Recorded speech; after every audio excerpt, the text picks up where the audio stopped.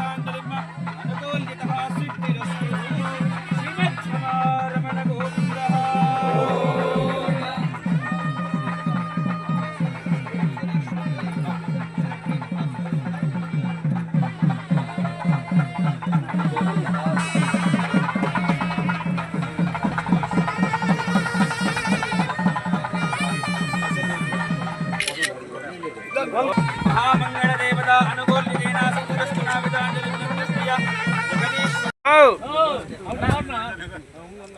ఆడోళ్ళకి గౌరవం ఇచ్చి మనం మగోళ్ళకి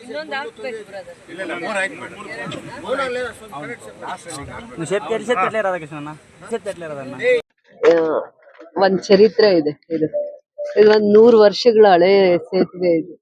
ಮತ್ತೆ ನಮ್ ಇಡೀ ಜಿಲ್ಲೆಗೆ ತಗೊಂಡಾಗ ಇದು ಇದಕ್ಕಿಂತ ದೊಡ್ಡ ಸೇತುವೆ ಬ್ರಿಡ್ಜ್ ಯಾವುದೂ ಇಲ್ಲ ನಮ್ ಇಡೀ ಜಿಲ್ಲೆ ಕೋಲಾರ ಜಿಲ್ಲೆಗೆ ತಗೊಂಡಾಗ. ವಿಶೇಷವಾಗಿದ್ದು ಕಂಗಾನಹಳ್ಳಿ ಪಂಚಾಯತಿಂದ ರಾಮಸಾಗರ ಪಂಚಾಯತಿಗೆ ಮತ್ತೆ ರಾಮಕುಪ್ಪಂಗೆ ಹೋಗೋ ದಾರಿಗೆ ಇದು ಕನೆಕ್ಟ್ ಆಗುತ್ತೆ. ಹಿಂದೆ ಯಾರೋ ಪೂರ್ವಿಕರು ಮಾಡಿರೋ ಅಂಥದ್ದು. ಮುಂದೆ ಭವಿಷ್ಯದಲ್ಲಿ ಒಂದು 50 ವರ್ಷ 60-70 ವರ್ಷ ಈ ಭಾಗದ ರೈತರಿಗೆ ಮತ್ತೆ ಈ ಭಾಗಕ್ಕೆ ಒಂದು ಒಳ್ಳೆ ಕನೆಕ್ಟಿವಿಟಿ ಆಗುತ್ತೆ. ಇದು 9,50,00,000ದಲ್ಲಿ ಆಗಿರುವಂತದ್ದು.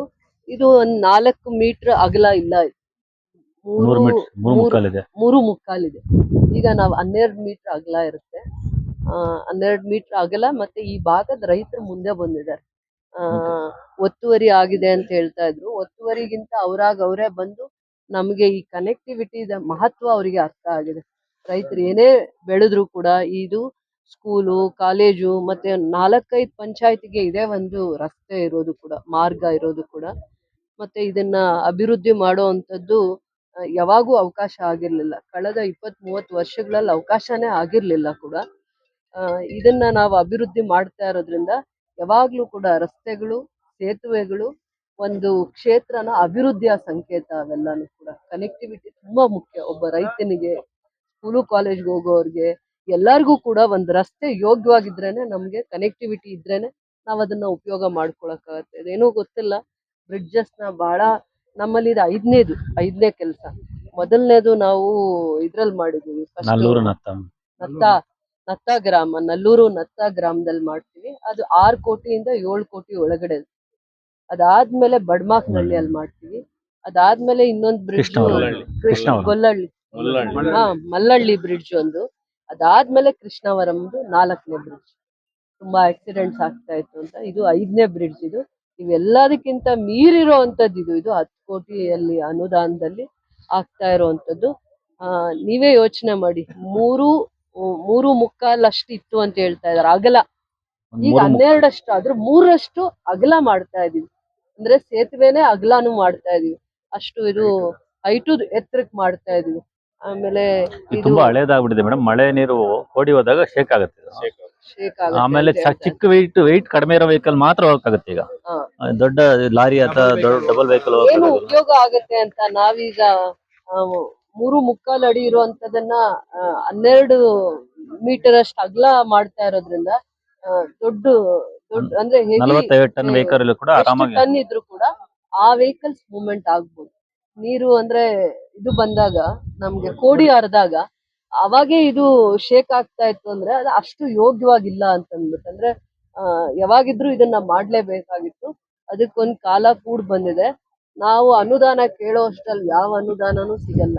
ಈ ಕೆಲಸ ನಾಳೆ ಆಗ್ಬೇಕು ಅಂತ ಪೂರ್ವ ಉದ್ದೇಶ ಇಟ್ಕೊಂಡು ಅದಕ್ಕೆ ಸಂಬಂಧಪಟ್ಟಿರುವಂತ ಅಧಿಕಾರಿಗಳು ಇವೆಲ್ಲ ಪ್ರಯತ್ನ ಮಾಡ್ಕೊಂಡಿರ್ತಾರೆ. ಮುಂದೆ ಏನ್ ಕೆಲಸ ಮಾಡ್ಬೇಕಂದ್ರೆ ಅದಕ್ಕೆ 1 ವರ್ಷ ಪರಿಶ್ರಮ, ಇದಕ್ಕೆ ಏನ್ ಕಾಸ್ಟ್ ಆಗುತ್ತೆ, ಇದಕ್ಕೆ ಎಷ್ಟು ದಿನಗಳ ಹೋಮ್ ವರ್ಕ್ ಇದೆ, ಮತ್ ನಾವ್ ಯಾವ ಲೆವೆಲ್ಗೆ ಈ ಕೆಲಸ ಮಾಡ್ಬೇಕು ಅಂತ ಒಂದು ಪ್ಲಾನ್ ಮಾಡ್ತಾರಲ್ಲ, ಅದು ತುಂಬಾ ಪರಿಶ್ರಮ ಇರುತ್ತೆ. ಹಾಗೆ ಹೋಗಿ ಲೆಟರ್ ಕೊಟ್ಟಿದ ತಕ್ಷಣ 1 ರೂಪಾಯಿ ದುಡ್ಡು ಬರಲ್ಲ, ಒಂದೇ 1 ರೂಪಾಯಿ ಕೂಡ. ಆದ್ರೆ ಅದರದ್ದು ನಾವು ನೋಡ್ತಾ ಇದೀವಿ ಶಿಥಿಲಾ ವ್ಯವಸ್ಥೆಯಲ್ಲಿದೆ ಎಲ್ಲ. ತುಂಬಾ ಹಿಂದೆ ಮಾಡಿರುವಂತದ್ದು. ಎತ್ತಿನ ಗಾಡಿ ಹೋಗೋ ಅಷ್ಟು, ಒಂದು 2 ವೀಲರ್ ಹೋಗೋ ಅಷ್ಟು ಅಥವಾ ಕಾರು ಆತರ ಹೋಗಕ್ ಯೋಗ್ಯವಾಗಿ ಅಷ್ಟೇ ಮಾಡಿದ್ದಾರೆ. ಈಗ ನಾವು ಮಾಡೋ ಅಂತದ್ದು ಮುಂದೆ ಭವಿಷ್ಯದಲ್ಲಿ 50-60 ವರ್ಷ 100 ವರ್ಷದ ಬ್ರಿಡ್ಜ್ ಆಗ್ಲಿ ಏನೇ ಆಗ್ಲಿ 100 ವರ್ಷಕ್ಕೆ ಅದಕ್ಕೆ ಆಯಸ್ಸಿರುತ್ತೆ. ಅದಕ್ಕೆ ಇವತ್ತು ನಾವೆಲ್ಲಾ ಪಂಚಾಯತಿಯ ಹಿರಿಯರ್ನ, ದೊಡ್ಡವ್ರನ್ನ, ಈ ಭಾಗದ ಮುಖಂಡರನ್ನ, ವಿಶೇಷವಾಗಿ ಹೆಣ್ಮಕ್ಳನ್ನ, ರೈತರನ್ನ ಎಲ್ಲಾರನ್ನೂ ಕರೆದು ಈ ಪೂಜೆ ಮಾಡ್ತಾ ಇರೋದು ಇದೇ ಒಂದು ಇವತ್ತು ವಿಶೇಷ. ಇದು ಮಾಡೋದಕ್ಕೆ ಮೇಡಮ್ ಈ ಜಮೀನುಗಳು ಸ್ವಲ್ಪ ಬಿಟ್ಕೊಟ್ಟು ತುಂಬಾ ಸಹಕಾರ ಮಾಡಿದಾರೆ ಈ ಕಡೆ ಜನ. ಇವರೇ ಬಂದು ಅಂದ್ರೆ ನಾವು ಇದಕ್ಕೆ ಟೈಮ್ ತಗೊಳುತ್ತೆ ಅನ್ಕೊಂಡ್ವಿ. ಅಕ್ಕಪಕ್ಕ ಜಮೀನವರು ಅವರೇ ವಾಲಂಟ್ರಿ ಆಗಿ ರಸ್ತೆ ಎಲ್ಲಾರ್ಗೂ ಆಗುತ್ತೆ, ರಸ್ತೆ ಆಗ್ಲಿ ಸೇತುವೆ ಆಗ್ಲಿ ಎಲ್ಲಾರ್ಗೂ ಸಾರ್ವಜನಿಕವಾಗಿ ಅನುಕೂಲ ಆಗುತ್ತೆ ಅಂದ್ರು ತಮ್ಮ ಜಮೀನನ್ನ ಅವರಾಗೆ ಬಂದು ಬಿಟ್ಕೊಡೋ ಅಂತ ದೊಡ್ಡ ಮನ್ಸಿರುವಂತ ರೈತರು ಈ ಭಾಗದಲ್ಲಿ. ಅದಕ್ಕೆ ನಾನು ವಿಶೇಷವಾಗಿ ಆ ರೈತರಿಗೆ ಮೊದಲು ಧನ್ಯವಾದಗಳನ್ನ ಹೇಳ್ತಾ ಇದೀವಿ. ನಾವು ಕೆಲಸ ಮಾಡೋದಕ್ಕೆ ಎಷ್ಟು ಜನ ಸಹಕಾರ ಕೊಟ್ಟಾಗೇನೆ ಇಂಥ ಒಳ್ಳೆ ಕೆಲಸಗಳು ಅಭಿವೃದ್ಧಿ ಮಾಡಕ್ಕಾಗುತ್ತೆ. ಇದು ಒಂದು ಆಸ್ತಿ ಆಗತ್ತೆ, ಚರಿತ್ರೆಯಲ್ಲಿ ಉಳಿದೋಗುವಂತ ಒಂದು ದೊಡ್ಡ ಆಸ್ತಿ ಆಗತ್ತೆ ಈ ಭಾಗದ ರೈತರಿಗೆ, ಸಾರ್ವಜನಿಕರಿಗೆ ಅಂತ ಹೇಳಕ್ ಇಷ್ಟಪಡ್ತೀನಿ.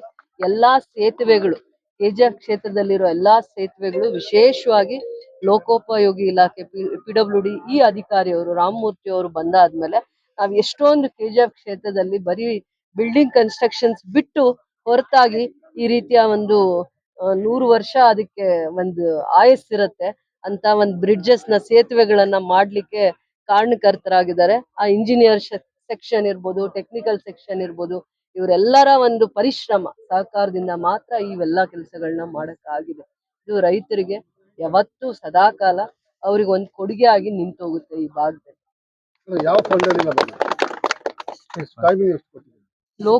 PWD ಡಿಪಾರ್ಟ್ಮೆಂಟ್ ಇಂದಾನೆ ರೋಡ್ಸು, ಬ್ರಿಡ್ಜಸ್ಗೆ ನಮ್ಗೆ ಅನುದಾನ ಬರುತ್ತೆ. ಇದು PWD ಡಿಪಾರ್ಟ್ಮೆಂಟ್ ಇಂದ ವಿಶೇಷವಾಗಿ ಬ್ರಿಡ್ಜಸ್ ಮಾಡೋದಕ್ಕೆ ಕೊಟ್ಟಿದ್ದಾರೆ. 9 months ಟೈಮ್ ಇರುತ್ತೆ.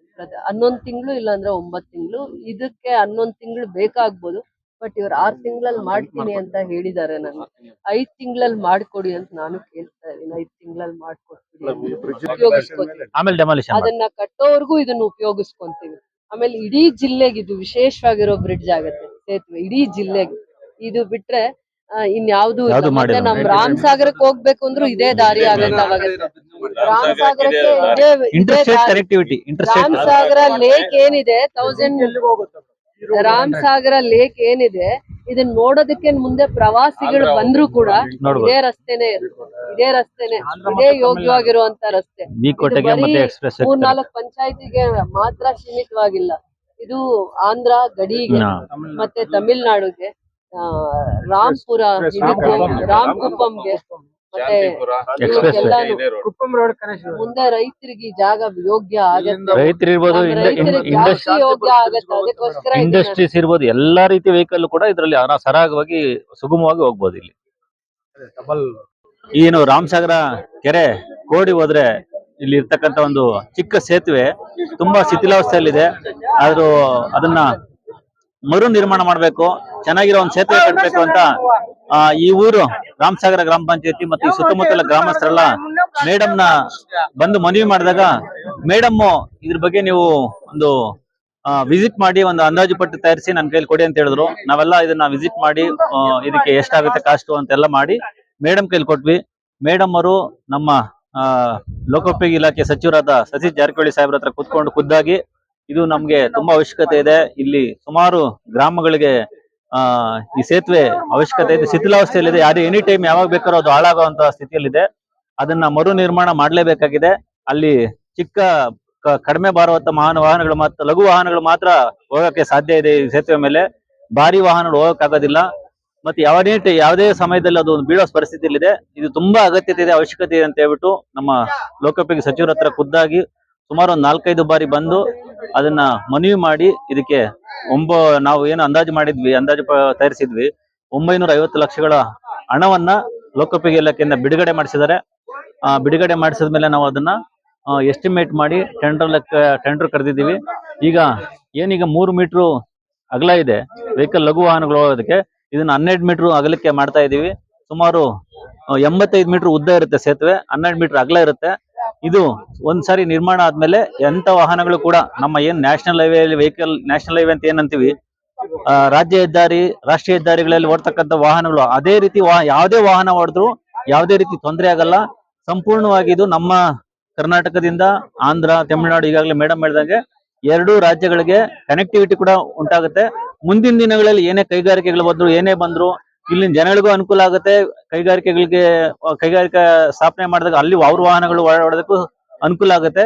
ಒಟ್ಟಾರೆಯಾಗಿ ನಮ್ಮ ಲೋಕೋಪಯೋಗಿ ಇಲಾಖೆ ವತಿಯಿಂದ ಕೋಲಾರ ಜಿಲ್ಲೆಯಲ್ಲಿ ಇದೇ ಪ್ರಥಮ ಬಾರಿಗೆ ಇಷ್ಟೊಂದು ಸೇತುವೆಗಳನ್ನ ನಾವು ನಿರ್ಮಾಣ ಮಾಡ್ತಾ ಇರೋದು, ಮತ್ತು ಇಷ್ಟು ಅಧಿಕ ಮೊತ್ತದ ಸೇತುವೆ ನಿರ್ಮಾಣ ಮಾಡ್ತಾ ಇರೋದು ಕೂಡ ಇದೇ ಮೊದಲ ಬಾರಿ.